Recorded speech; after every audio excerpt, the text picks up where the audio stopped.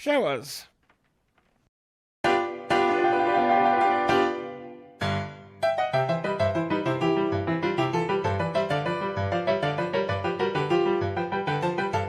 That doesn't really work, does it?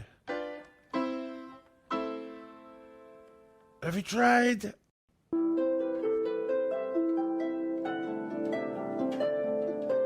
Oh, that's good. Oh, fantastic. Oh, fantastic. Better. So much better. What a fantastic, fantastic tune.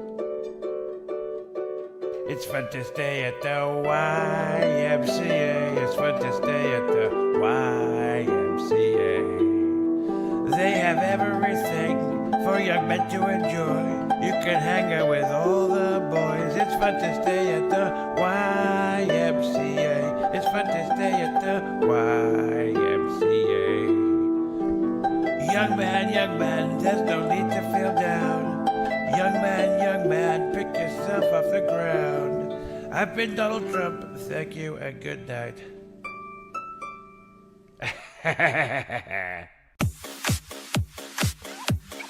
Then what time? This one's from Jeremy in Wisconsin. And it says, Toffee Brand Coffee is the best coffee in the world. Thanks for the grift. Anyway, I'm going to find out who this quartering character is. And when I do, he's going to get a bit of the old ice cold treatment.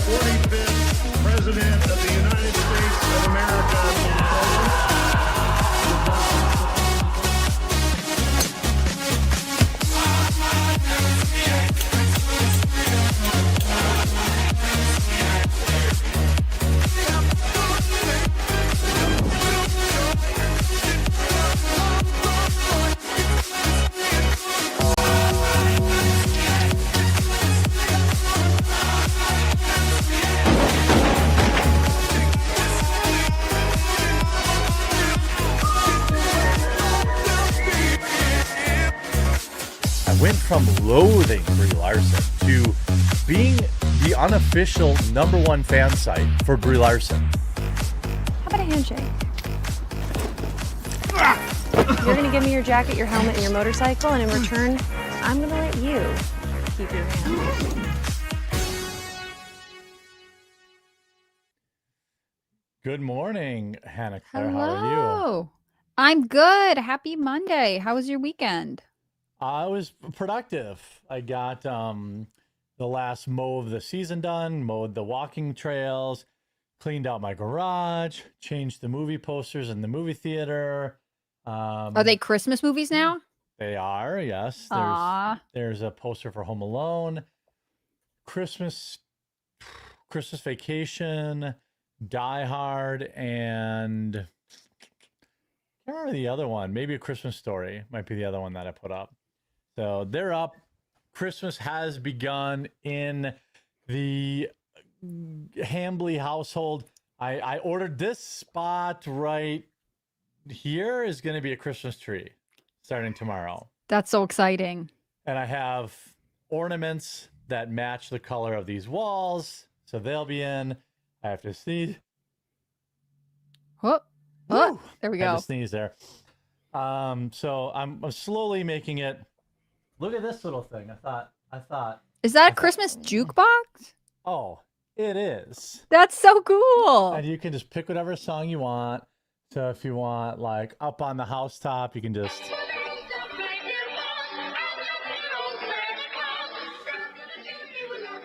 Change the volume. You can do this one.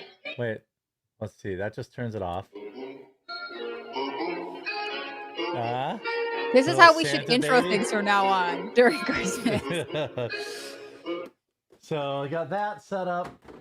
Maggie bought that last year for the set. I don't remember if we got it up or not, but the Christmas tree will go up today.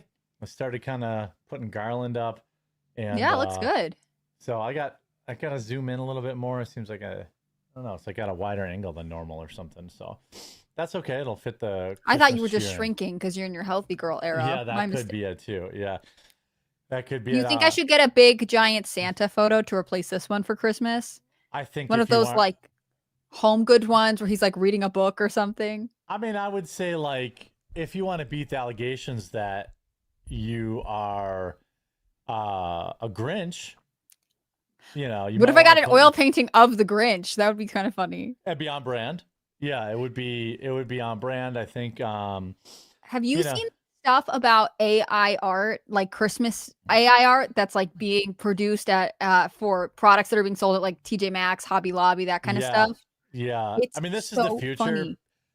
The sad part is, like, I actually agree with it. It's like, hey, we're replacing people with actual creativity and actual skill Yeah. with a computer. Like, so, like, you know what? Like, wait, lift my mic up. Okay. Let me check here. The, hold on.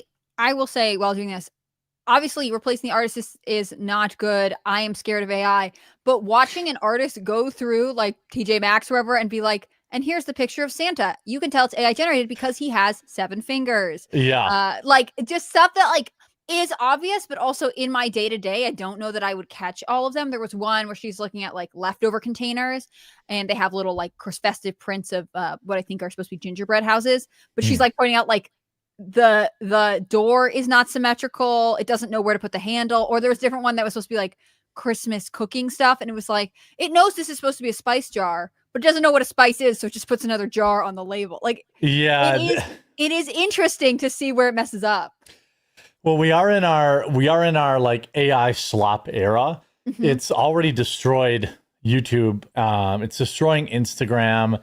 And now it's going to destroy shopping. One of my favorite traditions is, hold on a second, every Christmas stream, which you'll participate. I don't know if you did it last year. We did some Christmas stuff last year. I don't know if there's a specific tradition. What year was like peak Hannah Claire baby Christmas era? 92?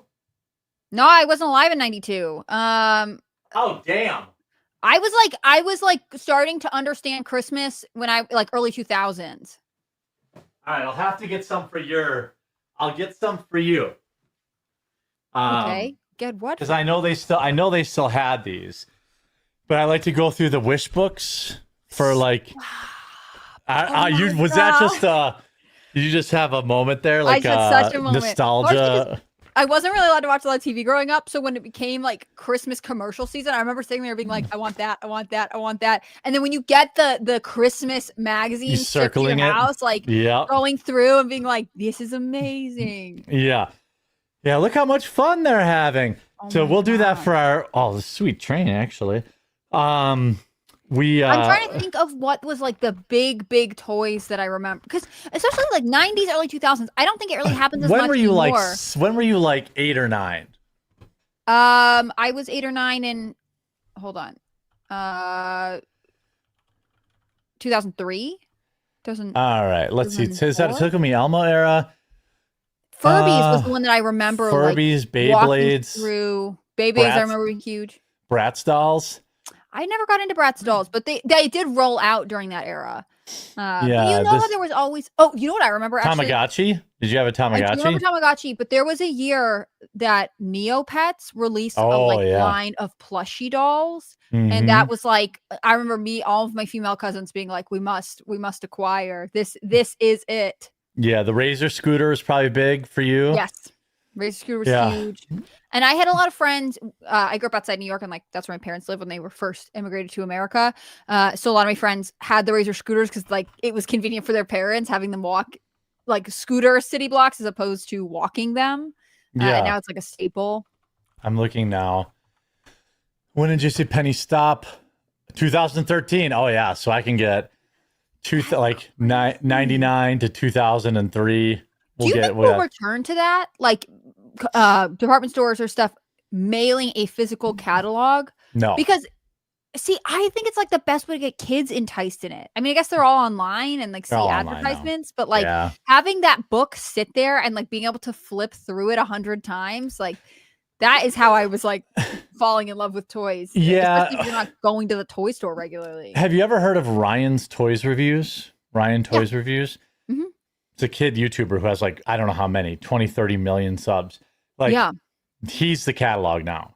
So like he gets the toys. Like, I don't know how old he is now, but like, yeah, I mean, I think that the world needs to go back to some like I always buy my records on vinyl, like always. And even though like a lot of them I don't open and I just download the MP3s, but like I want to keep physical media alive. Yeah. And the catalog is kind of part of that to me. Like it's I remember looking through like the Nintendo games, you'd have like one picture and then an inaccurate description. And that was it. I could get one game for Christmas. And that decision came down and I would stare at that JCPenney catalog for This is high stakes. months. Yeah, it would come out in like September, October.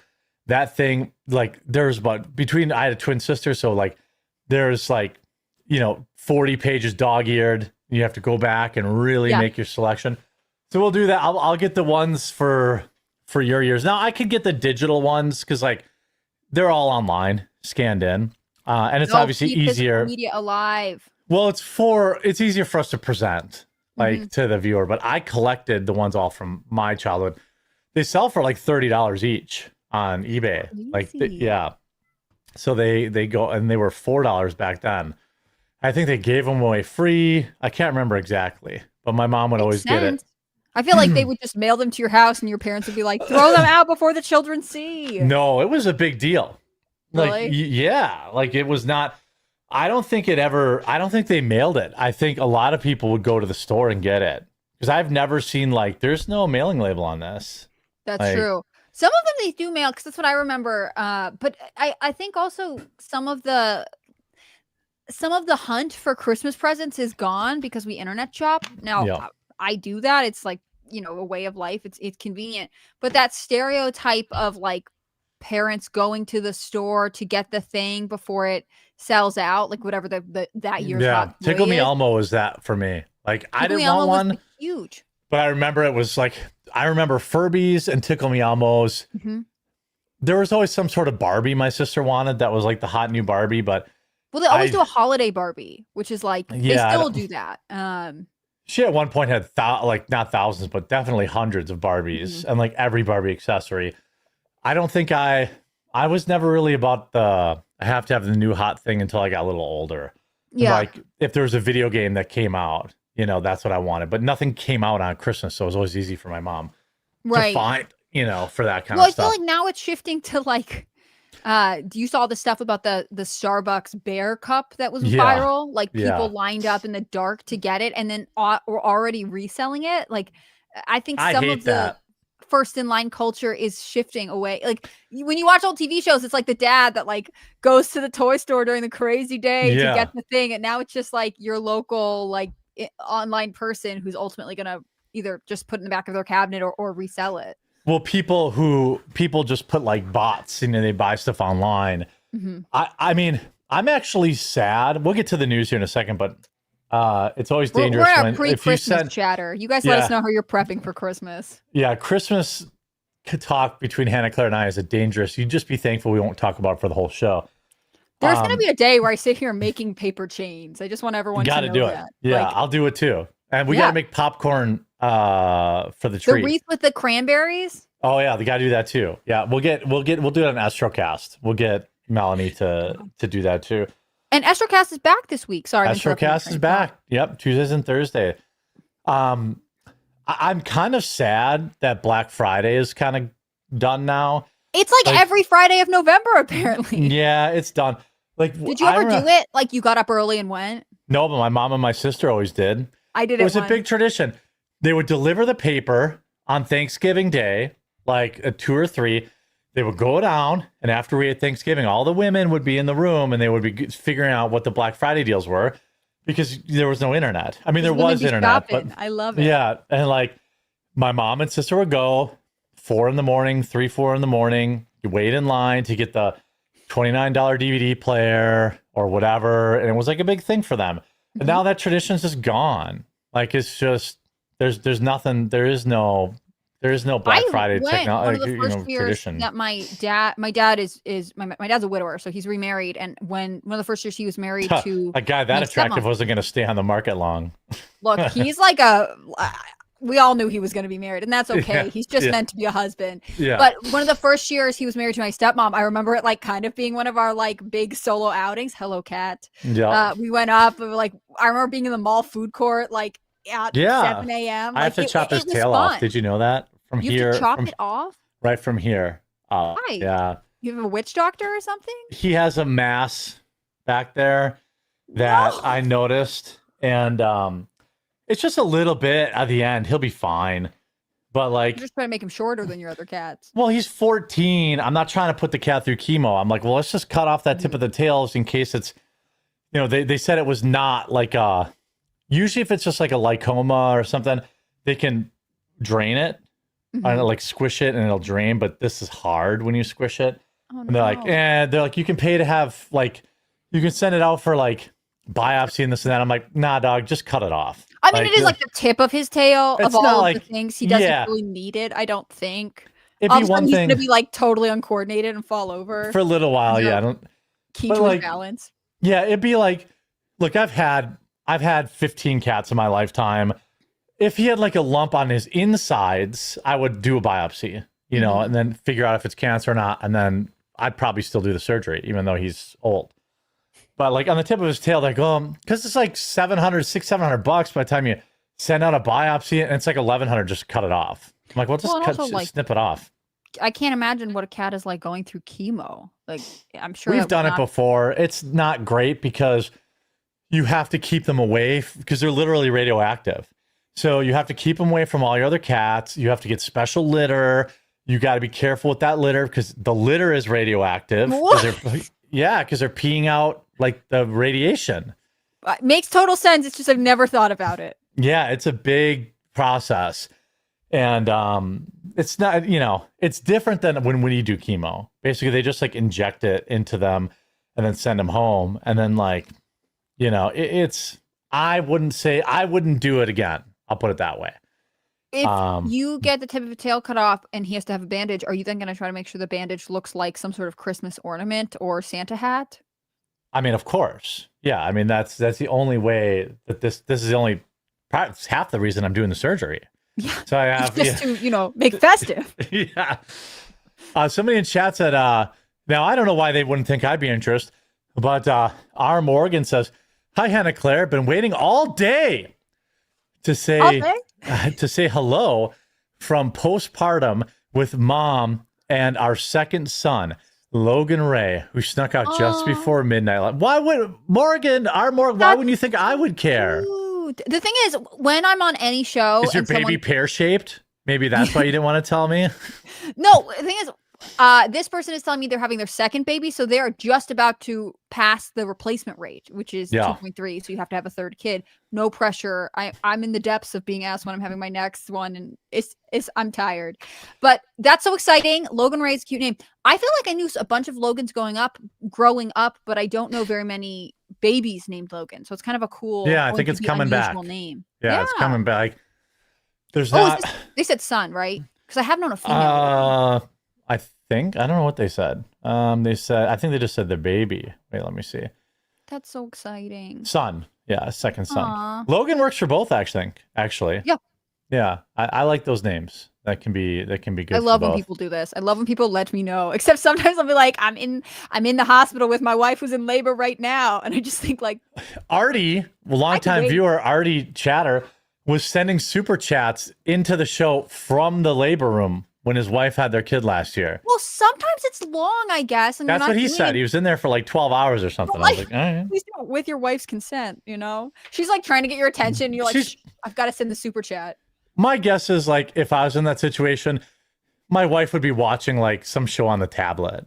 Like Yeah. if you're just in there and it's been like 8 hours, like what?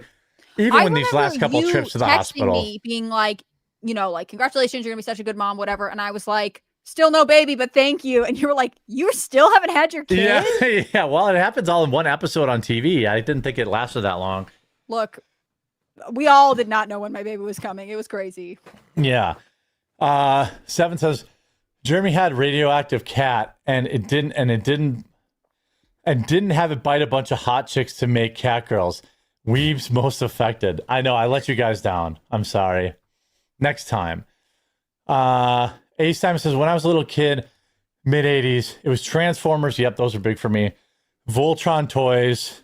I think my parents mean Santa got them through Sears or JCPenney. Yeah, He-Man was big for me. G.I. Joe was big for me. G.I. Joe lasted a long time. I remember Yeah. G.I. Joe being big, like, in my household, because I have an older brother. Did you play with, this is probably past your time, Bionics, I think is what they were called? No. Mm-mm. They were like something that launched like very hard, and then I never saw them again. Oh, yeah. I mean, there were a lot of toys like that back then. I mean, people don't know this, but most of the TV shows, like the cartoons, maybe you didn't know this, would be a fun fact for you. I love Much of the cartoons that you watched growing up were literally created to sell toys. That makes sense. Like they did not create the toy because of the show. They created the show to sell the toy. This is something Japan has done. Like this is how they get their trading card games. You think Hello Kitty just emerged out of nowhere? Right. Yeah. So they I mean, this is true of like Beyblades. I mean, you know, He-Man toys. G.I. Joe was a comic before it was ever a show, so that's not true. But like, there's a lot of that. Remember Popples? Oh, we're just going in. We're down the. Are Gundams like that? I didn't know that. I have a friend that's into Gundam. They're like, they're a cool hobby, but it's just not my thing. They're like, I mean, there's a lot of different ways to enjoy the Gundam universe, but they're like these really intricate models, and then you build them and paint them, but there's like lore and stuff like that go with them. So they're like, it's more than just buying like a model, you know. Do the youngins paint models these days? Some of them? I mean, define youngin. You know, like, I think models are like a 10, 11, 12-year-old thing, probably. I remember them being cool, and you could get like kits for them and stuff like that. I got them every Christmas, and I never finished one, ever. I hate to say this. Sometimes in my brain, I'm like, the youngest generation just have no tactile experience. Everything they get is electronic. I don't actually think that could not possibly be accurate, but sometimes it's got to be pretty close.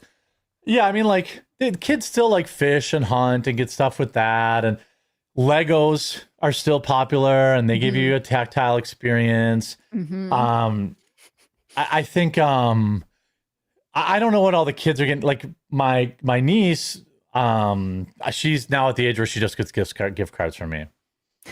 Like, I love the gift shop. card age. Well, and you're like, she's not old enough to have her own bank account. Like, you are giving her the ability to order things. And I gave her like $10, $50 gift cards. So it's like, you can go to Target, $50 gift card. Yeah, my sister is not happy.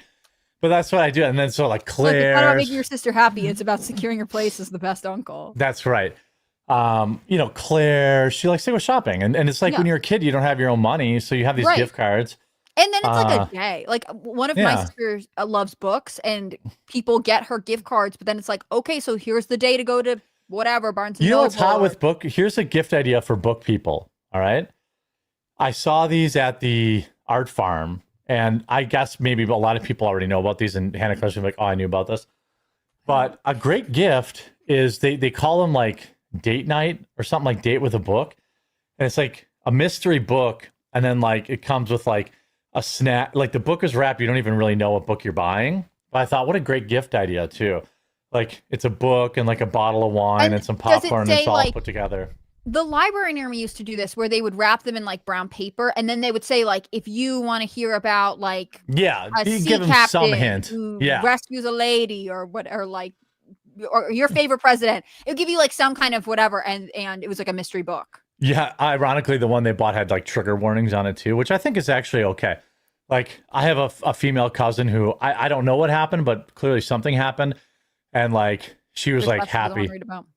Yeah, there was like she didn't want like essay something in books. So I was like, okay, that's cool. So she had like all these books and they were wrapped in like craft paper and they came with like a dip recipe or like and the stuff to make it. That's And cool. she bought one and she's like, I love these. I'm like, oh, because she goes to book club with Mrs. the Quartering. And I was like, oh, let's get her some of Stop, these so much date night. lore. Yeah. I She goes, aspire to be in a book club. Let me tell you. There's one in our Discord, right? yes, there is. Yep. There's one in there. I'm about You to could join storm it. with Mrs. the Quartering because the one she's in 2 now. And one I think they do it like digitally. They just read Frankenstein. Oh, because it came out on Netflix. Yes. I notice a lot of books they read are timed around that kind of stuff. It's not a bad idea. The Frankenstein on Netflix is interesting. People said it's pretty good. I don't know. I watched it because I love Frankenstein the book, and I felt like was pretty. Sometimes you get these ones that are like it's this book, and then it's it's like they have like re-raced every character, or they've dropped huge like plot lines. They've made weird decisions for no specific reason. Yeah. Well, I had listened to the audiobook with her. It was hard for me to follow because the same narrator is like doing Frankenstein and doing like all the characters. So I'm like, sometimes like, well, who's talking? Why? And then like, I thought Frankenstein was like this dumb monster, but he isn't. Like he talks smart, like he's smart and he's like following around the doctor and he wants a wife and he's going to do all this kind of like, I don't know. I was like, that's okay. But then someone said the Guillermo del Toro Frankenstein was pretty good. I find Guillermo del Toro movies, almost all of them are huge letdowns. So I don't like they're good for a while and then they kind of sink. So I don't know. But if it's on Netflix, I'd watch it. Right now I started Pluribus because a lot of people suggested it. And there's also a new episode of the Creep Tapes, which are good. Try reading the book. I don't have time. I mean, I have to make time. I try to read like the smart books, like the people in our space read. I don't even get to pick really books that I want to read. I pick books like the Laws of Power and all this other crap that that I think there's conservative a place for reading commentators books on read. recommendation, but like the best way to make reading fun is to read stuff you actually enjoy. And so like it's hard to force yourself. Then it becomes a chore for all books, even if there's a genre that you'd be interested in. Someone said watch Tires on Netflix. Shane Gillis is hilarious. I agree. Tires is an excellent show. Shane Gillis just plays Shane Gillis, but that's all I wanted. Like I didn't want anything that deep. I just wanted something on I could laugh at like fart jokes and like, I didn't want any of that. Well, it's like he saw a hole in the market and was like, you know what we need? Something that's not that serious. Just something not that's like I watch Shoresy now and that, and then it's like, well, it's like bedtime and I don't want to be like dialed in and see. I just want to like relax and laugh and kind of fall asleep. I get that. Let's get to the news. Christmas is going to be hard for you viewers because Hannah Claire and I, like if I'm with the 2 girls too, like we have a real potential. It's going to be fun. I think the thing about Christmas is that you have to just enjoy it and also make it special. No one's going to make it special for you. So I'm happy if this becomes a place of festive joy for everyone out there. Well, that's what we had to do. So our plan is like we can't attend Thanksgiving or Christmas at our families. This will be the first year ever. And so I'm like, well, let's make a plan for for her because she has to have a procedure. So like, I don't want her getting sick. There's like a long recovery period. And I'm like, okay, so I just told the family, like, look, I'm putting my foot down. We're definitely not gonna be at Thanksgiving. But then like, we're just not gonna push it. We're not gonna do Christmas. So we planned out our Christmas yesterday. I'm like, okay, here are the movies we're gonna watch. We're gonna open the pets gifts on Friday, and Saturday we'll open up gifts for each other. Saturday, she's gonna make a lasagna with ground beef on the side because she makes spinach lasagna for her. For anyone who's keeping track of the lore. Yeah, she's a vegetarian. So, but she'll make me ground beef on the side, which is fine. Like, just make me ground beef on the side, and I'll just have ground beef, and I'll mix it. It's okay. You don't have. She used to make me 2 lasagnas. I was like, that's a lot of extra work. Like, plus for 2. Well, for 2 people to go through 2 9x13 lasagnas by day 4, I want to kill myself. Yeah, I'm like, oh my god, I don't want any more lasagna. So that's hard to figure out, like cooking for 2 people. You're like, this is not fun on the 4th day. Yeah, and I don't waste food. So it's like so we got to go through that. Are you gonna make Mrs. the Quartering an advent calendar? I have something special planned. And she usually buys all the pet gifts, and we usually don't do gifts. Just like, this is going to sound whatever, but people will relate. Like, what is she going to buy a gift for me with my money? Like I remember you saying something like that last year, or being like when we live together, we know each other. Like, what if I want something, I'll get it. Like, right. We're very blessed. If I want something, I just get it. We do. She does Saint Nick for me, which is always very thoughtful, and there's always nice little stuff in there. But like for Christmas, it's like, I'm like, whatever you want, just get it. But I'm gonna get her. I noticed she needs a new pair of slippers because they're getting worn out. So I'm gonna get her a new pair of slippers. and that's thoughtful because you noticed. That's the key to nice gift giving. Yeah. Like we don't like it should be like small stuff, like, oh, here's this. And I know she's really all into homemade like crafts. You are like knitting her slippers. That's what I'm imagining. No, right now. they're gonna be UGG slippers because that's what she likes. Ooh, fancy. But like, I snuck in there last night, took a picture of them so I get the right size, and like, but like, we'll just do small stuff because it's like, what do I do? Buy her jewelry? Like, I mean, I do that all the time, says Jeremy. Yeah, I do actually, but like, like, it's just. But part of me is like, that's why this year I'm like, we're gonna do gifts because like, let's just do small gifts, like $100 limit, something like, because we're just gonna be sitting here all day on Christmas Day. Like, we gotta do something. So I might do a scavenger hunt so she can like go around and find her gifts. Yeah, something like that. That's so fun. We'll see.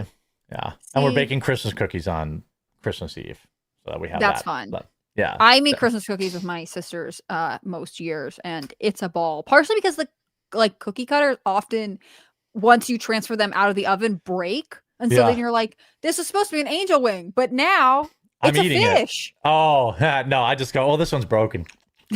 That's like that happens here. That happens in my family too. Whoops! It broke again. Oh. No, when they were little, when my sisters were little, it was always like, okay, I'm putting out the icing, but you cannot eat any until we've decorated the cookies. Like, do not lick the spoon or whatever. That doesn't happen in this house. Once it's in the fridge chilling, it's like, I'm in there. Like, that's Heather just knows. She'll put it in a separate Tupperware and be like, and she'll be like, there, eat out of that one. If you have to eat out of that one. She does the same thing with like the beaters when she makes cookies. Like, she just puts in the fridge for me. She's like, don't be digging your finger into my cookie dough. Like, there, you have this little thing. The best thing about being married for a long time, like they know the stuff. My Christmas thing this year is that I want to be given from my husband an ornament. Start the tradition. Because we're like, we don't have that many ornaments joined between us. So this way we're like building them up. And when you get to be my age, it's the only ornaments we put up. Yeah, that's what I'm excited. So we only get 1 year, and each one has a story. Yeah, that's how ours was too. Yeah, this year we went to Disney. This year we went to whatever, and it was always the same. Yeah, it was on theme. We used to get at the because I grew up in New England, so we were able to easily access real Christmas trees, and the Christmas tree place would sell ornaments, and they would like paint the year on and your name. And so there were several years that like my brother and I would get one that was like, whatever we were into that year. So like one year my brother had like a football one because he played football, and I had a soccer one because I played soccer. And next year my brother had like lacrosse one because I played lacrosse, and then I still had a soccer one, and this went on for like years. So there's like 12 of the exact same ornament for me, and like he actually has a personality. Well, yeah, I mean, look, you didn't give your parents much to work with. That like my mom. Well, let me tell you, they'd agree. Yeah, my mom took great pride in picking out like the good yearly ornament. So I have excellent ones from when I was a kid. I think she has a bunch, but for a long time she would buy me and Heather ones too. So we have those. Fun. We have like probably 4 different sets of like puppies. We have like probably 25 ornaments for our pets. Our various pets through the years. Cool. And so we don't put any like glass balls up on the tree normally. It's just if you need them stuff for that means decoration, something. Like you go for it. But the ones that I remember liking to hang the most as a kid were the ones who would be like, "Oh, I remember when we got this," or "What? Why do we have this one?" You get like the story. Yeah. So speaking of stories, let's talk about Thomas Matthew Christmas is over though for now. Yeah, it's only the 17th, but next week, I mean, after Thanksgiving, just get used to it, folks. If it's HCB and me, you're going to get holiday festive talk. Like We will make you cheery whether you like it or not. Yeah. So there's a couple of kind of pretty big bombshells that came out. First of all, we know the Tucker stuff on Friday basically showed that Thomas Matthew Crooks was a Trump supporter, and then during COVID immediately became an anti-Trumper.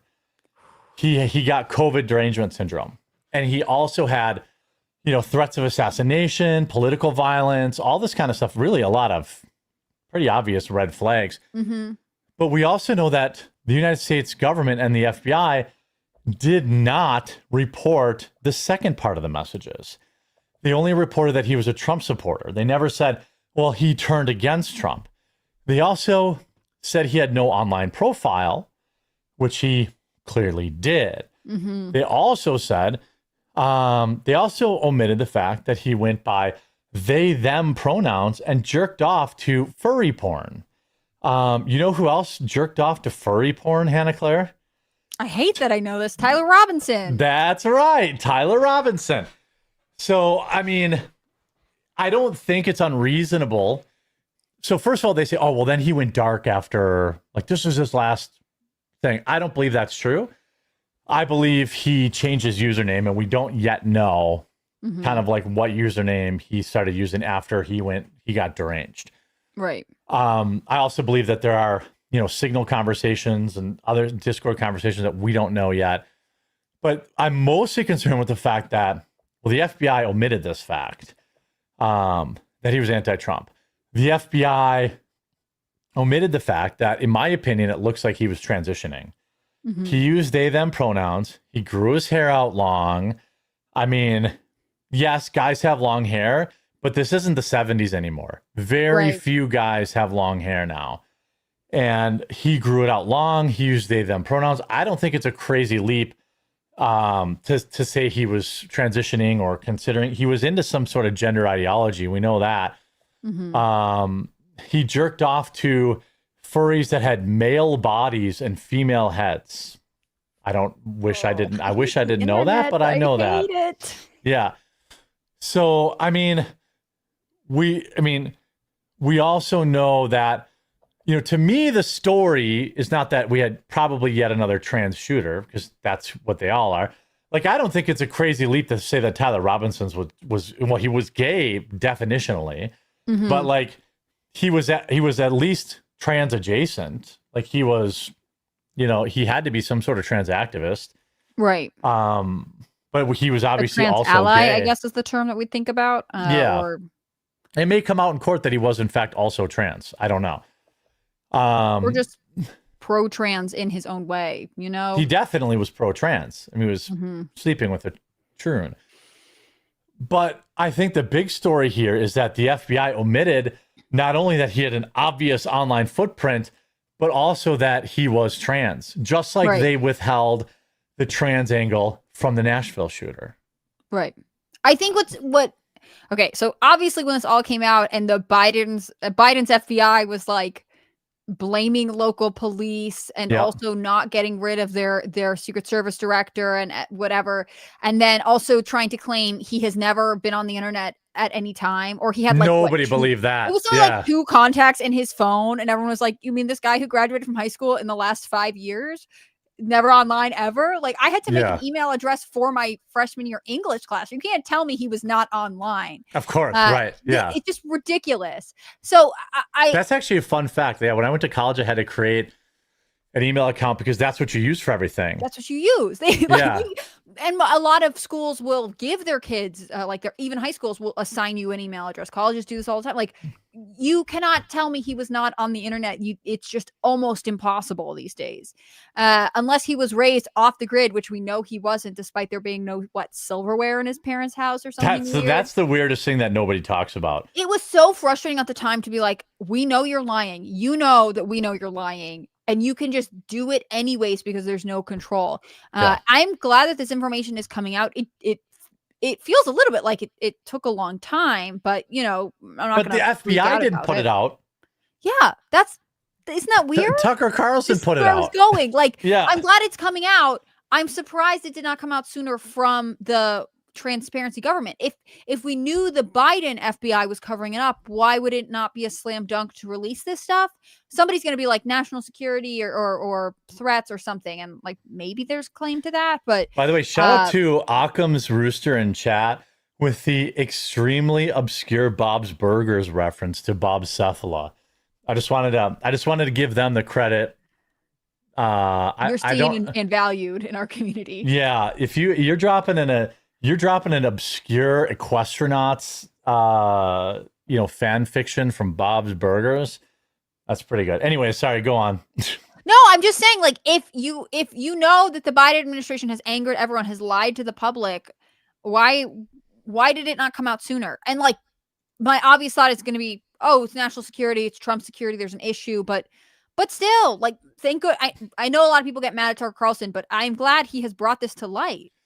Yeah, I just think like, yeah, I was just on I was on Tim's show an hour before this. I talked about that, like professional you. Yeah. I just talked about like, I don't care. Like, look, people might not like my take, but it's just the truth. I'm not really interested in like kooky Tucker stuff, like his alien stuff or his obscure geopolitics stuff. I'm not saying it's wrong. I'm just saying I'm not interested in it. But you better believe when he put out the episode on Thomas Matthew Crooks, I watched it immediately. Mm-hmm. This is like people who are mad at, I guess I say that to say like people who are mad at Tucker are just dumb. Like if you don't like his episode about, when he interviewed the Iranian leader and that was so bad, just don't watch it. Like I don't watch it. I mean, I think Tucker has some pretty wild conspiracies, but I think people are smart enough to watch it and be like, oh, he proved his point or he didn't. And right. I think his Thomas Matthew Crooks was pretty damning. Like he didn't even have that. He didn't even cover like basically the furry stuff. I don't think, which to me, again, the fact that he was a they, them doesn't really change anything criminally, but it does reinforce exactly why I went on Tim's show to try and like do the black guy, white guy, like meme, like put our hands together and tell people like, hey, I know some shows are really entertaining. There's a lot of true crime shows going on around Charlie Kirk. And I think it's totally fine that people are watching that and being entertained by that. But like, we have to get back to remembering that the left wants us dead and they continue to kill us. And now we know Thomas Matthew Crooks was almost certainly trans or leftist ideology. And like just yet another killer. Like, so are we still going to worry about, whatever some conspiracy theory is about Charlie, or can we get back to talking about, winning elections? And I would think underscoring the connection to they, them ism, transgenderism, whatever, however you want to classify this right now, it would make me think that we've talked a little bit about like the culture war isn't won, but it maybe doesn't have the same battlefields that it did in 2015, in 2020. And so one of them might be trans students where they play in different sports leagues, like for schools and stuff. And obviously there are a lot of states that have really clearly defined this. We had something about the Olympics, like there are lots of victories there, but transgenderism as an idea is still impacting people every day in America. And this is kind of underscoring one of the ways that it is still potentially leading people down harmful paths. If we have a series of people who have attacked others, this is their common thread. I'm not saying they're all linked individually. I'm just saying there's obviously something more going on. You can't just be like, oh, most states agree that only biological girls can play on their teams or go to their locker rooms. Issue over, issue not over. There's still something going on. Yeah. And I mean, I mean, can we talk about like the trans death cult? I mean, there's a reason that I think 8 or 9 of the last mass shooters are trans or non-binary. This is well beyond a coincidence. This is like, if you're trans, you should probably be on a watch list. Like, I mean, I say that somewhat hyperbolically, but you're right. I mean, like, Trans person went and shot up the school in Minneapolis. Trans person shot up the school in Nashville. Trans person at the water park in Colorado. Trans person at the, like it just never ends. These people are killing us. And I mean, a trans person killed, or a trans lover or whatever. I'm sorry. I have not been convinced by anything the great and powerful. People have hypothesized about Charlie Kirk's death. Right now, I am still convinced that he was killed by Tyler Robinson. Is there more to the story than we're being told? Of course. Do I believe that Charlie Kirk's neck was made of super steel and it deflected the bullet? No. But I need more information. I have not got the update on the current theories of this. They put that because the conspiracy is that there's no exit wound, even though nobody can definitively say there isn't an exit wound. And bullets don't leave exit wounds all the time. They deflect off bone. It happens all the time. There's a million possible reasons, but like the thing is, I just want people to be like, hey, does anybody even talk about that leftist person that shot a bunch of migrants freaking 2 months ago or a month ago? Right. No. And like for a while there, we had another troon on a roof or going into a school like once a week. We had, now these people weren't trans from what I know, but like we had that shooter, by the way. Did they ever catch? Yeah. We haven't got any real big update on that military guy that shot a bunch of people. And we got no real update on the Mormon church shooter either. Nope. Just that he was a schizoid. Both of them were veterans. The church raised money for his family. That was like the last major update I remember hearing about it. Yeah. So like I'm trying to rally. Look, watch the true crime stuff show. Cool. But like, can we please remember that we need to win the midterms? Can we please remember does anybody remember what 2018 to 2020 were? It was Trump repeatedly getting impeached and getting absolutely nothing done. Now, one of the things nobody's talking about, and I talked about today on Tim's show, is that we just blew 45 days of time for Trump to get shit done. That's 2 months. And like, he only has, perceivably, if he's going to lose the midterms, 24 months, and we're already a year in. Like, so 13 months to go kind of thing. That's how I view it. Because if there's a blue wave in the midterms, Trump's not going to get anything done the last 2 years. And so it's, watch the true crime stuff, be entertained, but please remember, the left wants you dead. Well, that's what bothers me, and I don't have any complaints against whoever wants to theorize whatever. I love free speech, good times. But if you're trying to keep up with how the news or how some of what's going on in the world is going to impact you, I think knowing that the FBI may not be releasing information, even though it's now under the Trump administration, which has always ostensibly wanted to become more transparent and to release more information to the people, like that's more significant to me. Yes.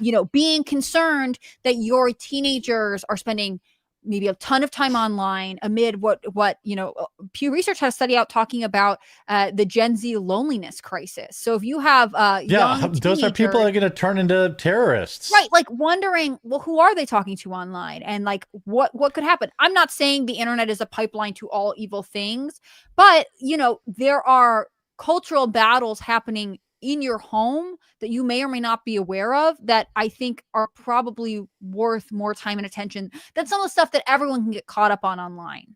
Yeah. Sargent says, Jeremy, it's been scientifically proven that schizophrenia and dissociative disorder can be socially contagious. I think the trans movement is causing people to develop these mental diseases. Well, I mean, I don't disagree, but what I will say is I 100% believe trans ideology is in fact a social contagion. Like there is no doubt in my mind. I mean, look at the charts. We talked about it. Like the number of people identifying as trans since Trump took over has plummeted. Why is that? Well, because there's no cachet in it anymore. It was like for a while, there was a lot of social cachet in coming out as gay. Now, when someone comes out as gay, you're like, who gives a shit? Like, there were a couple of big, then they were like, well, no one cares about being gay. Okay, I'm going to come out as non-binary. And then when nobody gave a shit about that, they came out as asexual. And when no one gave a shit about that, they came out as trans. And then that was the big thing for 3 or 4 years. Yeah. I get attention when I say I'm trans. But at the root of it, every one of these, for example, I won't say all trans people do have a mental disorder, and it's called gender dysphoria. But it would appear to me that many of them, this is just anecdotal, also have many other mental health issues. Mhm. And it's like, it's a chicken or the egg thing. Are you trans, or are you just suffering with mental illness, and then Right. you're more susceptible to, well, I don't know, I feel different, I feel weird. Oh, I must be trans. And then they make it their whole identity. That's why they Right. get so violent. It's like, you're going to see some of these people with Israel derangement syndrome be violent too, by the way, mark my words. Like, because they internalize it so much. Mhm. I think it's totally fine to be critical of Israel. Like, I don't think they should be giving our politicians money. I don't think we should be Right. buying, I am critical of Israel. There's me, and then there's people who sit on X all day, and they meet within 10 seconds of every post, reply to me about a $7,000 payment I supposedly got from Bibi Netanyahu. Like, people have internalized these things, whether it's IDS, TDS. I just saw a medical report that came out that said, like, Trump derangement syndrome is a real medical condition. And there was like this psychologist who talked about, like, it's ruining people's lives. Like, they just obsess over it. Jimmy Kimmel's wife just came out and was like, oh my God, I'm just so angry all the time. I had to cut off my family because they voted for Trump. I'm like, that shit's not normal. At my Thanksgiving, there's people that voted for Biden. There are people that voted for Kamala. There's people that voted for, who gives a shit? Like, it's just, that is not normal to, like, be internalizing all this stuff. And I wonder what part the internet does play in that, where it becomes your identity. Because 50 years ago, let's say the 70s, which is 50 years ago now, damn, you did have some like radicals back then, like radical people. You had like 20 of them. Now there's 200,000 of them. Right. They're outside the ICE facilities. They're blowing up Tesla dealerships. They're trying to burn down Josh Shapiro's house with his family sleeping inside. I don't know where this happened or how it happened, but this internalization of political positions is the reason for it, I believe. Do you remember when Greta Thunberg got famous for doing the speech being like, our world is on fire right now and you guys aren't doing anything? I think that mentality is exactly the same with a lot of politics, and it can be right or left. I think probably right now it's more dominantly left to be like, everything is political. And you have to act now, otherwise you're, what do we hear all the time? You're on the wrong side of history. You're, not standing up for vulnerable. You're not fighting fascism. Whatever the claim is, there's like this insane urgency to it that stops making sense and goes beyond like your civic duty, let's say.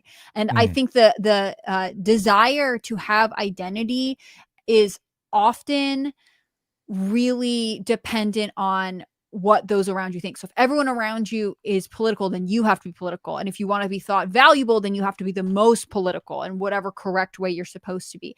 And it just sort of never ends, and you're always unhappy and alone. And I think that's one of the sad things about becoming a more secular society, a society with fewer communities or with more isolation. There's a lot of threads that have led us here. But I don't know that we are benefiting from the obsession. And I say that as someone who like reads about politics all the time, and it's a huge part of my life.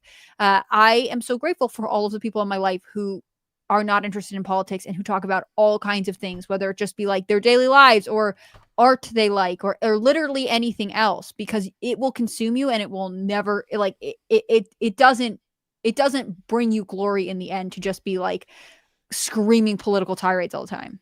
That's part of the reason why I value like Tuesdays and Thursdays on the show too. Like, look, everybody on Rumble who sits on the homepage, it's just politics the whole time. I try to bring something a little different, and I realize like that doesn't always appeal to people. Like, people turn in, they want politics. But I try to, like, I feel you touched on something there that I feel very deeply about.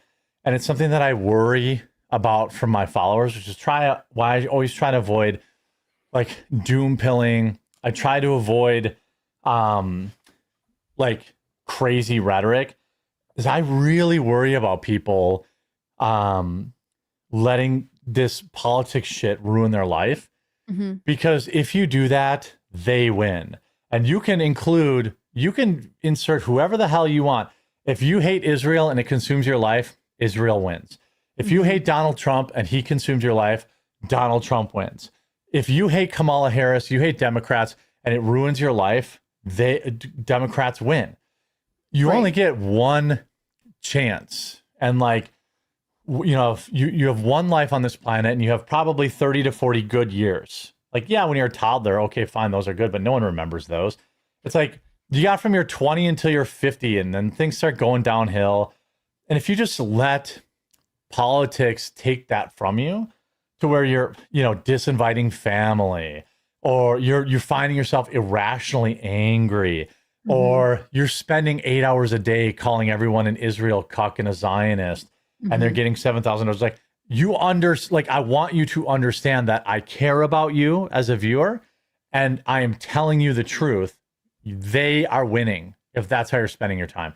I think the perfect amount of time is to tune in for exactly 2 hours to our show and then go out for the rest of the day. But you get what, like, no, but there is like, you I can't do think be you on this should all day. cap it, or you need to supplement it with other things. Like we were talking about reading books at the beginning of the show. Like if you have a thematic interest in like geopolitics, don't just consume all the news that's like doom pilling you. Also go back and read a book about history about the same region. Like you can balance your consumption of media so that it's not just like political talking heads screaming at each other all the time and making you tense and depressed. Like there has to be more to it than that. Partially because like your brain needs more than that. That's why I watch like Angry Video Game Nerd and retro video game videos and like hunting videos. Like Meat Eater is one of my favorite shows. I make sure I watch that. I watch Sonny's show, the Best Ever Food Review show. Like you have to take a break. And like as Loesch says, I'm here for 30% news, 70% less. Good. That's what I want. I'll have you guys all know I tried to get Jeremy to cover the TikTok live Lego Phantom of the Opera. She did. Yeah, she did. And I vetoed it. If you don't know what I'm talking about, let me know and we can explain it. I want to talk about, and again, like on Friday, if you watch my show Friday, I said like, I was railing against black pillars. Trump had a bad week last week, objectively. Okay. Yeah. You know, he let the Democrats use the Epstein files to cover up for the government shutdown. He we haven't talked about the fact this morning. He's like, let him out. It's coming up next. Yeah. Sorry. This is where I'm going, part of a larger point. At the end of the week, I was like, guys, chill the fuck out. It was a bad week. Next week's another week. What happens at 8 a.m. today? Trump says, you know what? Fucking release them. Okay. So like, I'm just saying, like, that's good. So Trump did it bad, okay, last week, and now Trump fixed it. Like, everyone that spent all weekend spurging about on it, on X, lost. And like, all these people, MAGA's dead. MAGA's dead. I'm never going to vote for Trump again. You were never MAGA in the first place. You can't run again. Like, what are you talking about? Yeah, sorry, fair. That one kills me. But like, you know, all these people like, oh, look at this. I'm wearing an America First hat now, and I don't have a MAGA hat anymore. It's like, bitch, your leader told everyone to vote for Kamala Harris. All right. Like, so you were never MAGA in the first place. If you actually understood Donald Trump, you know you get a lot of bad with him, but you also get a lot of good. And last he does week, course correct. He Not does. all the time, he listens. Not always when you want him to, but like he does. This is where we miss Charlie the most, because Charlie would have went in there and been like, what are you talking about? You just told the entire country they're too lazy or dumb, and that's why we need a bunch of Bajeets to come in here. But like, that somebody clearly got in his ear, because when you read this message, it's what we were all saying. I want you want to know that I think it's Barron? Do you want to hear my theory on this? Because we get to the weekend and he's like, you know, he's home from school. Yeah. Like he's home from school, or Trump's like Barron's in school, he's working. You have a little bit more flexibility on the weekends if you're the president. He gets a call from Barron. Barron's like, Dad, I don't think that's the move. And he's like, Barron, you're so beautiful and tall. I think you're right. Right. Yeah. That's probably because it's like he's away. The point I'm trying to make is he's away from his like traditional during the week office hours advisors. Yeah.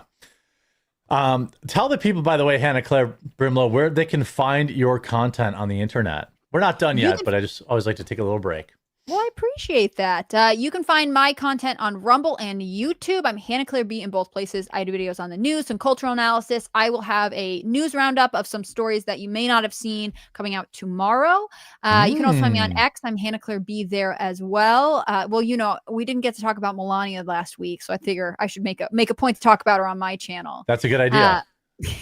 I'm not obsessed with her. It's fine. She's just, I think, a fun element to the White House. She's kind of been out of the spotlight for a little while here too. Yeah, her and her wide brim hat just working in the background. Yeah, just handling things. I'll have a video up talking about this. But I'm Hannah Claire B on Rumble, on YouTube, and on X. Thank you guys, as always, for your support. It makes a huge difference to me as I grow. Jeremy, what are you talking about today? Well, I've just got a couple things I want to remind people. If you're watching this, you already know where to find me. So just make sure you subscribe or follow. But I do want to let you guys know Christmas is coming, and I have a couple of ideas for you. Christmas is coming hard, and it's coming fast. We have these hilarious cookbooks. If you have a Trump supporter in your family, or you have like a white elephant gift to get, this one has like 100 recipes in it. This is maybe 50 or so. They're available on thequartering.com/shop. I have them all pulled out because I had to count them. I have like 300 of the Christmas ones and like 500 of the mega mixology ones and like 150 of the original tailgates for Trump. And then that's it. I'm not printing anymore. I'm making more room, not less. You can also buy all three at once, thequartering.com/shop. And for Thanksgiving, or by the way, you can get our Coffee Brand Coffee gift boxes, our advent calendar, which is twice the product this year, our regular holiday gift box, or our brand new Kona stocking, which comes in a stocking with a bag of Kona, 100% pure, not blended like everyone sells. 100% pure Kona, not blended. You got to read the box. A lot of people will say it's Kona, but it's like 10% Kona. It's 100% Kona. What are they cutting your Kona with? Just regular coffee. And then also, if you go to coffeebrandcoffee.com, Thanksgiving is in 10 days, not even 10 days. No, 10 days? A little bit less. A little less. Here's what you do. Do me a favor and do your holiday a favor. Bring some coffee. If they're a K-Cup house, bring butterscotch toffee or blueberry cobbler. You get free shipping on my website right now. Free overnight shipping, which is at coffeebrandcoffee.com. Or if you don't like K-Cups, two I recommend are the spiked jack-o'-lantern or our blackberry cream. Both shipping free overnight as well. And it's a great gift. A lot of people forget about the hosting gift. Or if you're having people over and you don't drink coffee, you don't think about having coffee. So you can support the show. You can have killer coffee. And you can also like give a free crack rock of my coffee to your family and friends. And we can secretly get them hooked on Coffee Brand Coffee, which would be amazing. Coffee Brand Coffee. I'm telling you, you show up to Thanksgiving with coffee, everyone's gonna be like, oh, damn, I didn't even think about that. Like, I did that last year, and people don't. To you, like, I think that's the thing when you're like hosting a lot of people. I often forget, like, oh, actually, we need some coffee at the end. Yeah, yeah. So if you have K cups, I give you two great options for K cups. If you want ground, I'll give you two great options for ground. Now, so Trump, Aldi instant coffee. Well, if you want to give your guests Aldi instant coffee, that's true. I have some family members that I would love to give Aldi instant coffee to. But this is like a little higher end stuff, you know.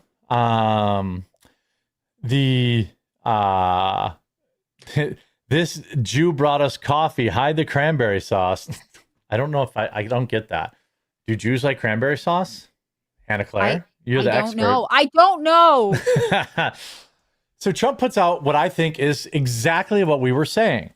He said, as I said Friday night aboard Air Force One, the fake news media, House Republicans should vote to release the Epstein files. And he was clearly telling them not to, because there were a couple of like people that were like, I'm not going to release They're waiting the for the pat on hoax. the They were head. even using his language, like the hoax Epstein files. It's time to move on from this Democrat hoax perpetrated by radical leftist lunatics in order to deflect from the great successes of the Republican Party. Flippin' yes. Yes, Slay Queen. That's what we were telling you. Did you? I don't want to jump off this statement too early, but I read an article about kind of the dispute he had all weekend with Marjorie Taylor Greene, who Oh God, the I hate mainstream that media too. is like, she's a long time, and now she doesn't support him, and he said he would, support her primary challenger, but she has given quotes being like, no, I do support the president, and all of the women I've talked to who are victims of Jeffrey Epstein said that they stand by Trump, they like him, like. She keeps saying, like, I don't think he has anything to lose by putting it out, so I think he should release this, which is so fascinating. Like, I think that is the best way to counter a lot of the Democrat narrative, which is like Trump's not putting it out because he's scared. Meanwhile, we know if there was anything against Trump, it would probably already be out there. I don't know why the Democrats would have held it back.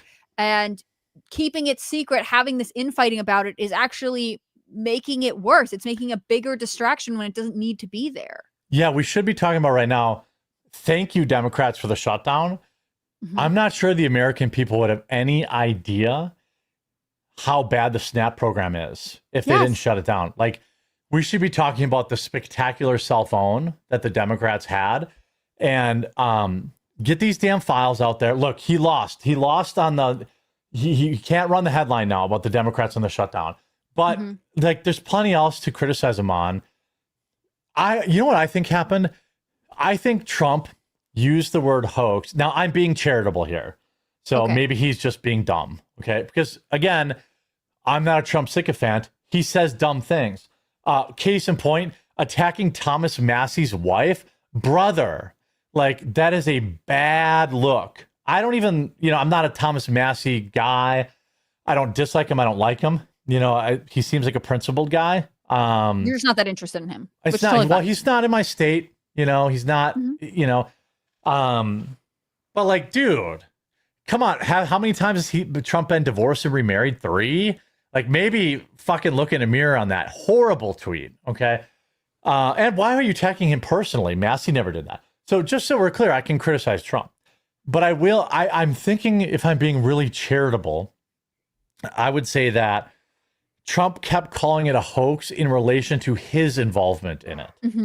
Like, they kept calling it a hoax that they kept implying Trump was in them. And that was kind of a hoax. Yes, that part was a hoax. But I think the people like myself that wanted the files released hear him calling it a hoax and we're like, no, wait a minute. It's not a hoax. I mean, what was he in jail for, brother? Like, the word hoax is not the word I think he should have used, like, it was misleading. They were intentionally trying to implicate Trump when he was not involved. When you looked at the documents, it seemed like Jeffrey Epstein did not like Trump. They were not you know what I mean? Yeah, like how now that these came out, I'm getting all excited.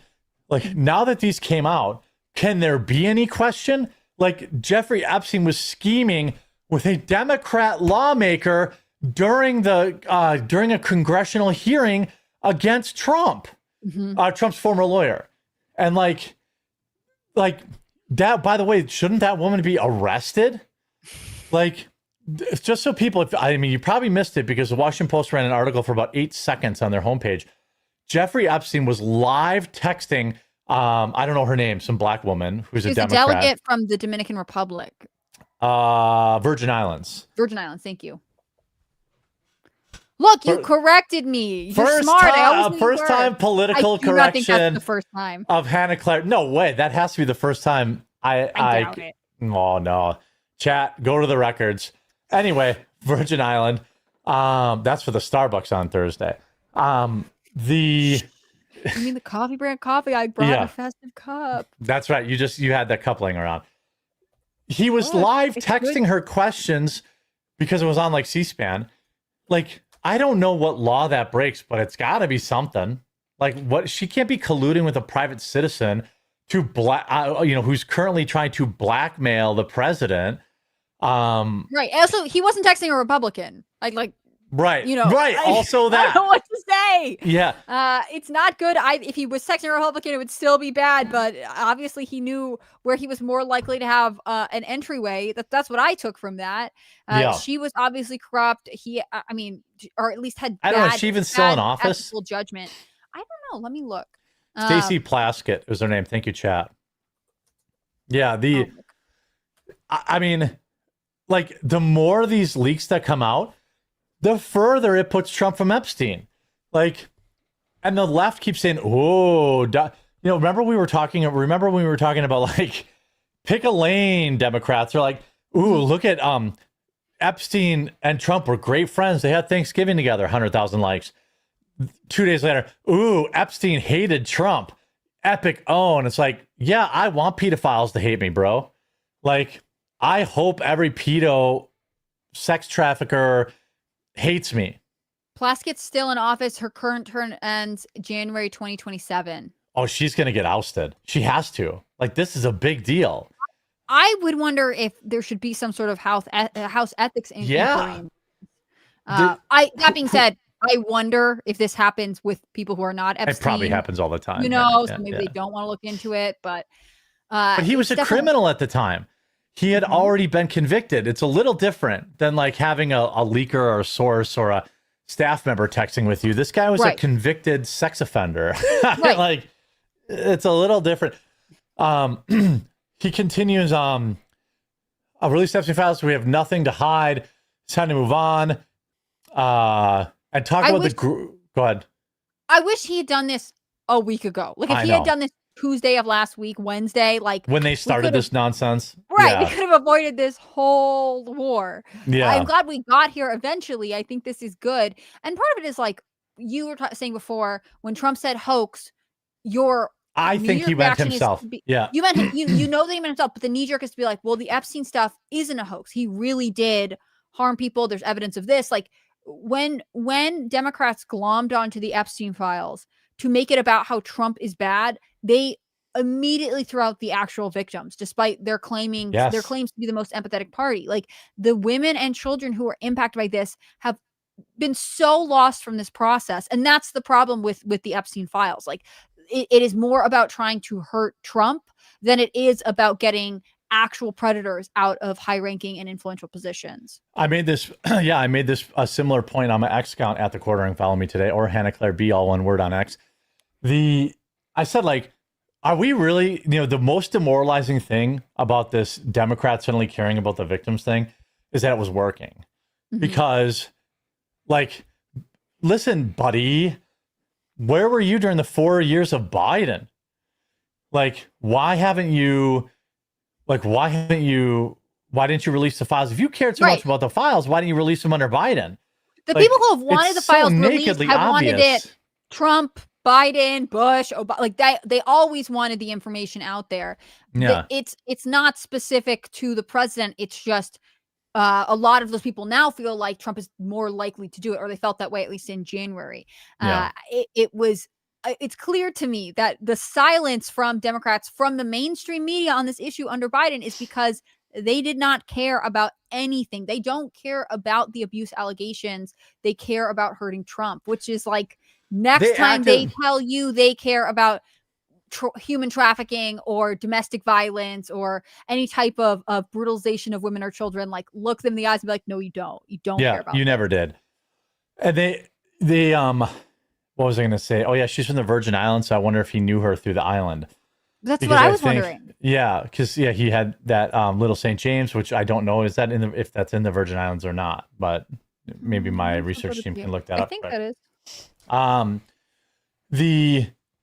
It was very, but then he goes on to say, it's like somebody finally told him, like, Trump, they don't care. It's not about you anymore. Like, he says everything I wanted to say. Virgin Islands. Sorry. Okay. The Department of Justice already said, they're using it to deflect from our great successes of the Republican Party, including our recent victory and the Democrat shutdown. The Department of Justice has already turned over tens of thousands of pages to the public on the Epstein and are looking at various Democrat operatives, Bill Clinton, Reid Hoffman, Larry Summers, great, and their relationship with Epstein, and the House Oversight Committee can have whatever they are legally entitled to. I don't care. Fucking yes! That's what you should have tweeted a month ago, brother. Like, that, if you would have just, like, and then they post, well, let's get back on point, which is about the economy. Oh my God, it's almost like I fucking said the exact same thing. Do you think that on Saturday morning he caught up on all of the quartercast episodes and he was like, I know Barron watches the show. I've had an email. I had emails from people who hang out with him that said, like, he's watched the show before. Oh my gosh, don't tell me that. I'll get nervous. Yeah.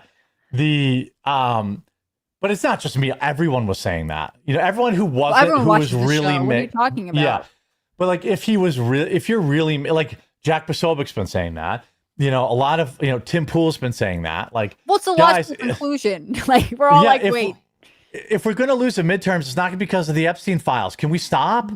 Like, it's going to be because of the economy. It will be because of the Epstein files if it's allowed to be the distraction. If it just becomes we can't talk about anything else and they're able to completely dominate the news cycle and not get away from it, then yes, the only way to get away from it, so to speak, is to release it all. And obviously, for people who've been following this for a long time, like Luke is someone who will then go through all these files, and there will be lots of information that comes out. I think the fact that we have Plaskett texting Epstein during a hearing that's related to someone in Trump's sphere, in his bubble, is not insignificant. But I don't think it's going to be Trump who suffers. And so, again, I wish this had come out last week. I'm glad we are where we are now. I would like to refocus on things that actually will impact the day-to-day lives of Americans. That is not in any way to undercut what happened to the victims of the Epstein circle, but just to balance it all. I was going to say, do you expect she was his representative, by the way, confirmed by chat. Yeah. I mean, she had to be if he was U.S. Virgin Islands. Yeah. Which also means like, how much did he donate to her campaign? I would love if anyone in chat could find that out for me. I bet it would be easy to find. There's supposed to be a press conference tomorrow at the Hill with the victims of Epstein, and like Ro Khan's going and Massey's going, and I think Marjorie Taylor Greene is going. If only I had somebody with press access who could go.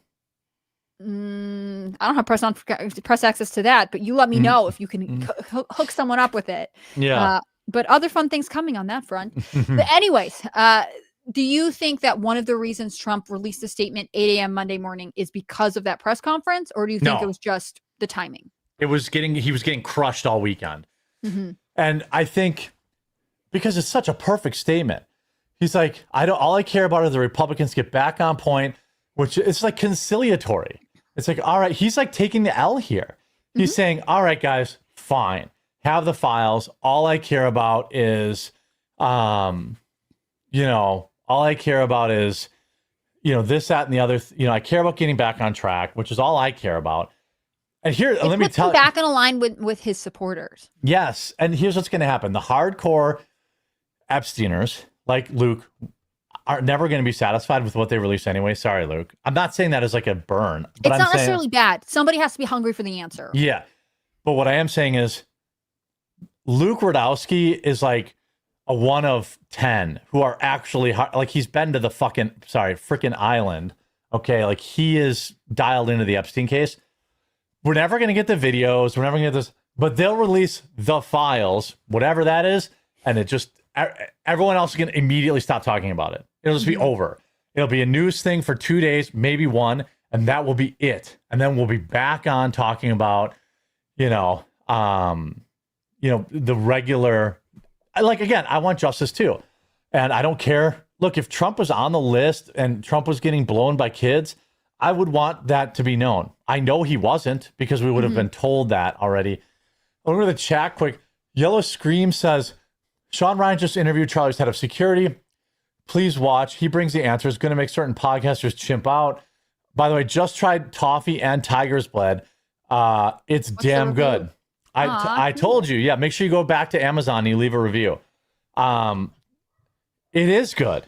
Like the butterscotch toffee is really good, and I think it's going to be a great dessert coffee. And so is the blackberry, and so is the what else did I recommend? The spiked jack o' lantern, because it has a pumpkin-y fall taste, so it's going to go great. And then somebody else said, "Oh, Bionicles." That was after my time, so you must be a little bit younger than me. Then over on Rumble, Bionicles was a thing. You guys are all remembering what I remember. Yeah. PJ Shada says, Jeremy, rather than have a buffalo take a diarrhea dump in his ear, would rather have, long live the fucking nerd. Yeah, shout out, Angry Video Game Nerd. I watch the playlist, the 12 Days of Shitmas, every year. It's my, I would recommend it to Hannah Claire if she's a little older, because it's a Christmas themed retro video game respective. Okay. So he has like a Christmas tree and he opens up all these, and then he opens a gift, and then each What's it episode. called? The 12 Days of Shitmas. I'm gonna And see if my brother, who grew up playing video games and is slightly older than me, knows what it is. Highly recommend. I watch it every Christmas. Matt Reese says, every now and again, I have to take 3 to 5 days away from social media and even Rumble. There comes a point where overload is unhealthy. I think that's a really good thing to do, dude. Like, I really do. I mean, I've been quietly talking behind the scenes about, like, I'm suffering a little bit of burnout, and I'm gonna need to take a couple days off here. Like, I'm just trying to figure out when, because now we have surgery and all this stuff I got to deal with. But like sometime in January, February, I'm gonna like go on a solo like trip down to like Key West, down to the Rumble place, where I can like, it'll be loosely work related, but I'll have like Hannah, Claire, Melanie, and Luke do the show while I'm gone. To me, a vacation is just doing my standalone videos and then spending the rest of the day and enjoying. Like, when I'm on vacation, I can get all my standalone videos done in like 2 hours in the morning. So I get up at 8 o'clock, I do my standalone videos, bam, I'm on vacation. Like, people say, well, you're not really on vacation, but I'm like, when you're a guy who has to be plugged in like 16 to 18 hours a day every day, being plugged in for 2 hours is like, I'm not on my phone. I wake up, I order room service breakfast, I find my stories, I shoot my videos, I go to the beach. It's like, I'll be maximum relaximum. And I think it'll probably be January. You do enjoy what you do when you get to fluidly pick your topics. Like, I think I struggle with this, which is like, there are things that I am interested in, that I like, that I want to do videos on, that like no one would care about. And so for you, especially, like, you are like, okay, this is trending, so I need to make a video. Like, you're keeping a pulse on it. If you only have to do half of that, then you are getting like, there's so much more time to just relax and like talk to your wife, see your friends, do whatever. It does make a difference to have time to reset. Well, and usually like what I do before I go on vacation is I will shoot a couple videos that are like not time specific. Yeah. Like, I'll try to get like 8 evergreen videos up. So then when I wake up, I only have to do 2 videos. And I am taking off Christmas Day and probably Christmas Eve. I don't know. I'm taking off Thanksgiving Day. I will have the stream up though for people. Like we do like the Yule log stream that we did. That's cool. So people still have a place to hang out. Like, I'm just going to be a little more careful about my time, because I'm feeling a little burnt out, and I don't want it to come through in my videos, which I think it is like kind of low energy, low effort, because I'm burnt out. Blizzy says, that's what I've been bitching about, whining about all this crap. You're angry about on this side, and you'll only lose manifests as loss. Look what you're going to lose to. It's much worse. Yeah, I agree. Spike says, one of our main problems that we have too many weak Republicans working against Trump. The Senate won't pass his executive orders. Red states won't change the House seats for the midterms, and Democrats are adding more. That's not true. They did do some redistricting in Texas that added seats. I think in other states too. So I think that we need more. Yeah. We need to cheat more, because the Democrat, like Prop 50 is going to add a fuckload. Now I don't know if I assume that's going to happen before the midterms. So like, we need Prop 50 balances, from what I know about it, what happened in Texas. So it's sort of a wash in that front. You know, part of it is also not losing seats we currently hold. Sometimes I think Republican, MAGA, conservative, whatever brush you want to paint them with, candidates struggle with that. It's like we don't always play the defense when we're too focused on the offense. And Democrats are good at identifying weak candidates where they can flip. And we don't show up. This is where like Charlie's work is going to be really important. You know, I'll be back door knocking, because Republicans don't show up for midterms. They only show up for presidential elections. And then I want everyone to remember, like, I'm going to have like my editor do like remember the blue wave? Like, remember how we said we were going to have a blue wave and we lost, a red wave and we lost? Like, that can't happen again. But only you can prevent the blue wave. It's a fact. Tim, did you record a video with Tim, or where you on with Tate? You said you were on Tim's show, but nothing was uploaded. Tim was, it'll come out later. I think he had to pre-record it. So it'll be on later, or maybe just for YouTube. I don't know. I think it comes out at like 4. Jeremy, the Wisconsin Supreme Court will flip 2 seats for the midterms with another redistricting. I know. Well, they came out and said that they weren't going to do that, but Right. And then we came out and we blew it. Like we had a great Supreme Court option and we didn't show up for him and we lost.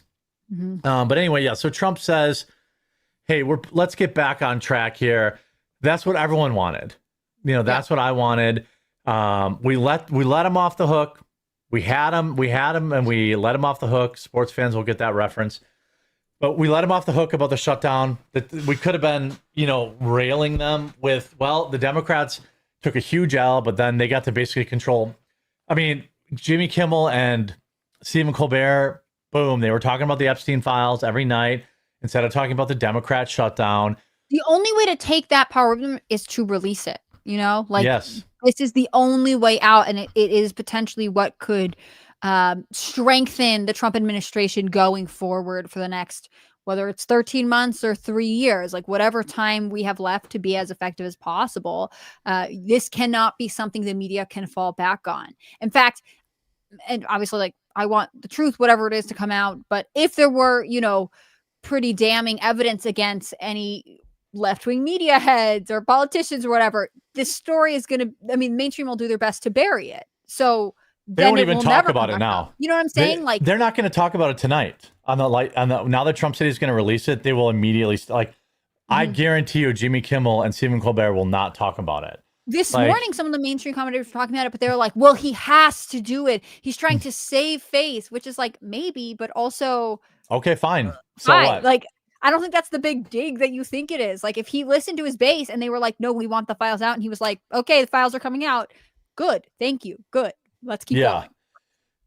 So there's, the MGT thing. I bet you 5 internet points that Trump and her will patch it up by the end of the week. Like, they fought a couple different times, right? Yeah, like they go through phases where they're not like BFFs, and then she wears the hat, and then they like each other, and then they don't. Like, I think that comes back to something you were kind of touching on, which is like, there are people who would love Trump, anything he did, no matter what, and then there's sort of the I think larger majority, which is like, you don't love every single thing Trump does, you still generally support the direction the administration is going. And look, I would argue that, MG, like, I put out a tweet too, like, let's stop I like Marjorie Taylor Greene. I have absolutely nothing against her, but like, she went on The View and like apologized and like, pretended that they don't want us dead. She's also like anti-deportations. So let's, this is her on Tim Dillon's show. I can't hear anything. Nothing still? Nope. Yeah, it's because I shared the wrong thing. Well, anyway, in that interview, she says, we can't keep deporting illegals. I own a construction company. It's like, ooh, bad take. Yeah, bad take. Also, bad take. We don't have talented people in America. That one was Trump. You know what I mean? Like, yeah, bad take by Trump. And also Marjorie Taylor Greene. I know people are going to say the wrong thing. She also has amassed a significant amount of stock wealth in the past couple of years. So, like, escape it. Yeah, I mean, it comes for them all, that stock wealth. They just can't stop it. I mean, I like her. I think she's right way more than she's wrong. But she had a dumb take about, deportations. She's enriched herself in stocks. She has a $25 million a year construction company, which she apparently is admitting she hires illegals for.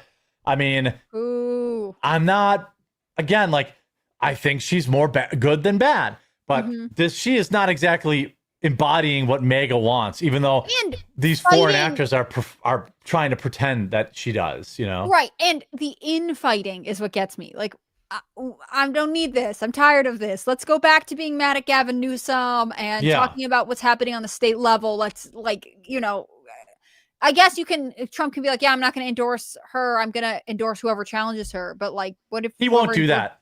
Mark my word, he's not going to do it. It's like worse than she is. Like, is he going to stand by his word? Like, this Trump just is butthurt. He won't do it though. It just seems like unnecessary. And then it just gave, again, media something to report on. Yeah. He's not going to do it. He's going to get over it. He was in his feelings because she went on The View and they're so mean to him. He was probably in his feelings because she said she's going to run for president. Like, you guys got to understand who Trump is. And he is extremely woman coded. Like, he is very petty, I And see these videos of people like lip syncing with the caption like Trump was born to be a teenage girl, and he's making yes, some he like catty was. comment about Rosie O'Donnell or like Yeah. whatever. Like, But like know. the people that are acting surprised, I to them, I'm like, where have you been? This has always been who Trump is. Mhm.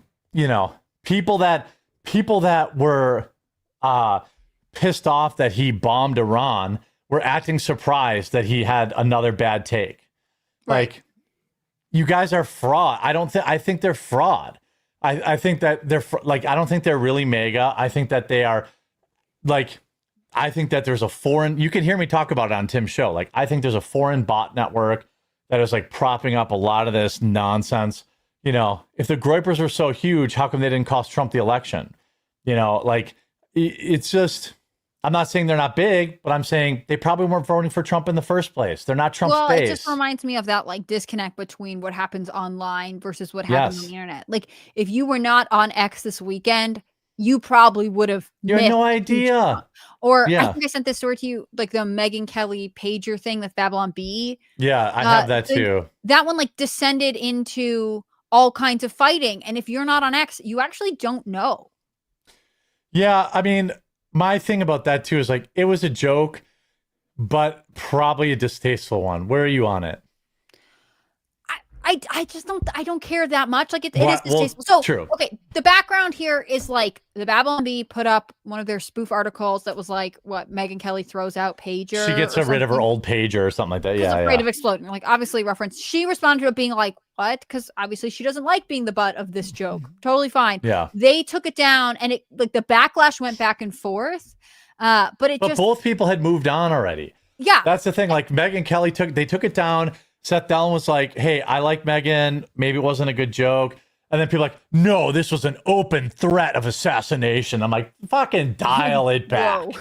Yeah. Like, yeah, just dial it back. Yeah, Not it every is very joke weird. that Babylon B makes or anyone makes is going to hit. You know, I think Megyn Kelly handled it nicely. Like it wasn't like a freak out, but she was sort of like, I don't like this. She wasn't like Marjorie Taylor Greene, who spent the entire weekend melting down.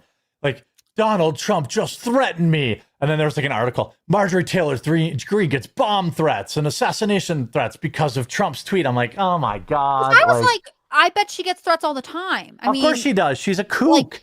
She says well, and, crazy stuff. All kinds of mainstream people hate her regularly. Like it's funny when the mainstream media is like lined up to defend Marjorie Taylor Greene against Trump, you know? Because for a while they were like, she's evil and anti-Semitic. So yeah, they probably also put her life in danger at times. Yeah, I mean, the joke, basically the context of the joke is that because Megyn Kelly has been critical of Israel, now she's like making this change. I wouldn't have made the joke, but it's still a joke. Mm-hmm. And the pearl clutching over it was absurd. Like, right. People, it was definitely a threat. It wasn't. It was maybe it was a bad joke, but it was still a joke. You know? But tons of people so then I just kept seeing all of this fighting about it. And again, if you like talk to your neighbor, you go to your bowling league, whatever it is, I bet there are tons of people who are like, what? Megyn Kelly was threatened by Babylon B? Nobody brought it up. Yeah, right. Nobody brought it up at bowling. Nobody brought it up at the bar. Nobody brought it up at bowling. Nobody texted me about it. Nobody asked anything. Again, that isn't to diminish it. Like if people are sending her threats, whatever, that's bad. Sure. Don't do that. And they should be arrested. But I think that it just for me underscores how easily distracted we can be. And I think we've talked about this a couple times. Sometimes I think the X algorithm obviously rewards combative interaction over like discussion or anything else. And so you can have a bigger fight if you're like, you should have done that. I'm taking a stance and you did the wrong thing. And like that is going to get more engagement, which then literally through the neural pathons and the dopamine hit like rewards engaging like that all the time. So it's much more hostile. And I think it actually needs to be. Yeah, I think so too. There's also some infighting with Susie Wiles. You're more familiar with this one than I am. I missed this story. So Susie Wiles, well, that's because everyone was chief of staff, This is right? what I sent you this morning. I was like, everyone is fighting on X. So Susie Wiles is Trump's chief of staff, and she's like, I think the first female chief of staff. That's great for you. People said that she was a good pick, though. Like people liked her. Whatever, she seems fine. Yeah. But Raheem Kassam put an article criticizing her and basically correlating Trump's recent negative polling with potentially her leadership. There's some reports that while she like supported RFK Jr. taking over HHS, she's also kind of roadblocked him in a lot of ways. I don't know. RFK came out and said that was nonsense. Right. RFK, And then other RFK people are put out a like tweet, ruining was your like, credibility. no. I mean, I don't know. It's hard for me to like, there's a lot of things thrown to the wall that you then have to go back and like verify and check. But it seems like, again, lots of fighting on all fronts. Now, I don't think Trump is opposed to removing his chief of staff or, hiring and firing at all. Nobody's safe. Yeah. I just don't know. I don't know that this is like going to cure whatever was happening last week when he was these stories.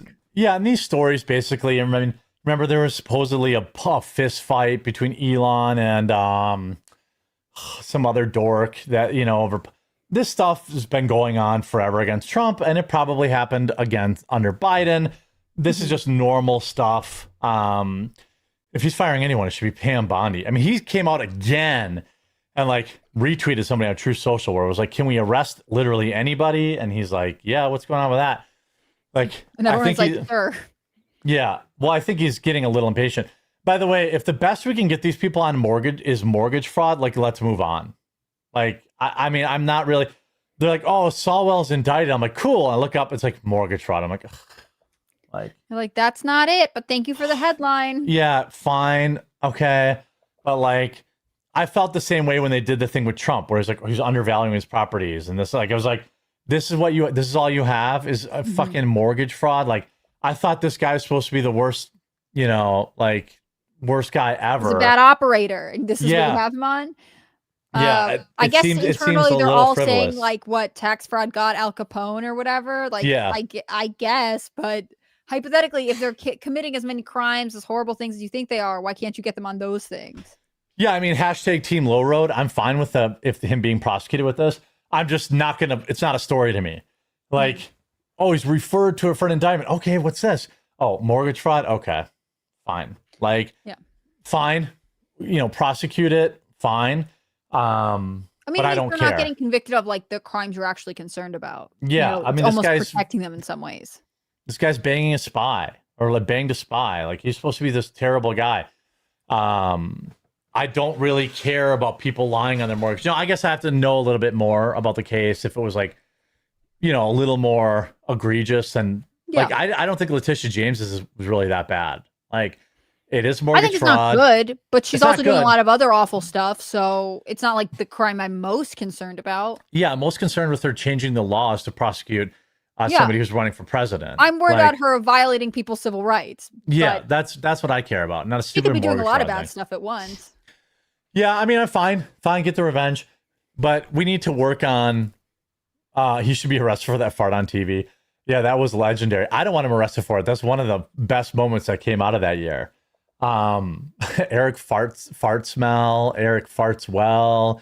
I mean, these are all, Hannah Claire would never laugh at them, but, This is part of our history, whether you like it or not. Yeah, this is, yeah. It'll be interesting to see.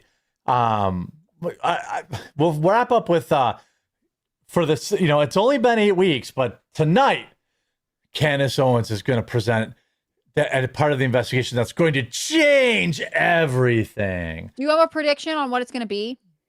Chat, you can also participate in this. Here's what's going to be. Prediction. Okay. It's going to be a backhanded way to accuse TPUSA of being involved. It's going to be something about financials. Something like that. Is she going to name someone specific at Turning Point, do you think? Or is it going to just be indirect? No, of course not. She's a master of just saying, well, it looks weird. It looks weird. Even though we have nothing else. We have no basis to judge anyone's behavior with because nothing like this has ever happened. No, it's going to be a massive nothing burger. And by the way, like, if it isn't, okay, fine. I'll be happy. I'll be the first to make a video and say, wow, look at what she did. You can She actually broke the case believe wide Jeremy will open. be the first to do it. Yeah. You're gonna have your camera ready. Yeah, but she won't. It'll be more nonsense. My sources tell me that the Jews. That's what it'll be. This time for sure. Yeah, the walls are closing in. This time, she's only been putting out an episode a day for 7 weeks about this, but this is the one. She finally got him. So no, I won't be tuning in at 4 p.m. I'll be walking my dogs. How about you, Hannah Claire? Are you gonna be tuned in? Oh, big Candace got her. Big Candace got her. Ripperooski to Hannah Claire. That was a long one. Wow. That was a really long one, took yeah. Me out. I was gonna say, I feel like maybe I should, just because this isn't, and it's not a dig at Candace or anything like that. Just like, this has not been the content I have been keeping up with over the last couple weeks. Yeah. So I don't want to miss something big. But is this like watching like a season finale and you're gonna not appreciate it as much as you would if you've been following it the whole time? No shot. I mean, every episode's completely new, wild accusation. So, like, I'll keep an eye on X. Admit it, Jeremy, you have a Hannah Claire pause button. How do you know that? No, he can just remove me from the screen when I start talking about other things. Generally, when people say they have a big bombshell, they release a big bombshell. They don't wait until they can maximize revenue to do it. Well, maybe they're not thinking critically. Maybe they should be more business minded. Yeah, I mean, we'll see. I mean, I don't think I will. I don't think I'll be, I'll see what she has to say. Look, I've always said, and I will continue to say, if she's got something for real this time, sure. But she has released 35 episodes, and it's basically just true crime nonsense, which I feel like people everyone's love. giving true crime a bad name, Yeah. Like, you can't just be like, I'm making stuff up and that's true crime. Like, I understand why you guys are using it, but as someone who likes true crime, like there is often more to it than just like, let's see how I feel. Let's see what comes out of my mouth today. So Not I'll that's bet what you. Candace is doing. I'll bet you put out a video tonight. Nah, I mean, I haven't put out videos in a long time about her various claims. If it's something concrete, sure. Can you live stream yourself watching it? Because that would be really funny. No, you have to be with your dogs. Yeah. I usually eat dinner right around then. It would be funny to like live stream and react to it. But nah, it's just you flipping the table when it's like the same thing. Yeah. I'll just be raged. We'll see. Maybe. I wouldn't be bothered. I wouldn't give this woman an hour of my time. I'll just wait for X to tell me what the big bombshell was. It'll be nothing. So with that, we're gonna kick it over to Russell Brand. Everyone go also say hi ask to him Russell. about his hair care routine. Ask him about his curls, how he maintains them. Yeah, and then tomorrow we'll be back with Melanie Mack and Hannah Claire. So back to Estrocast tomorrow. She can tell us about leadership camp. I'm so excited. Yeah. Damn it. Did it get you or did it get me? Yeah. All right. Go say hi to Russell, everybody. We'll see ya.